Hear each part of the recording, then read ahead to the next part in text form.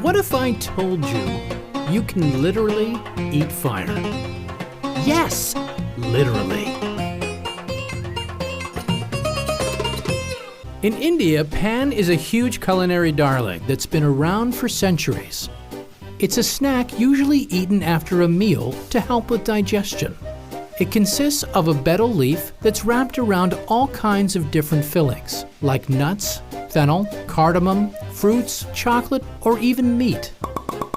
You can find it anywhere, but a small street food shack in New Delhi is sparking a revolution. मेरा नाम ब्रिजनंदन सिंह है।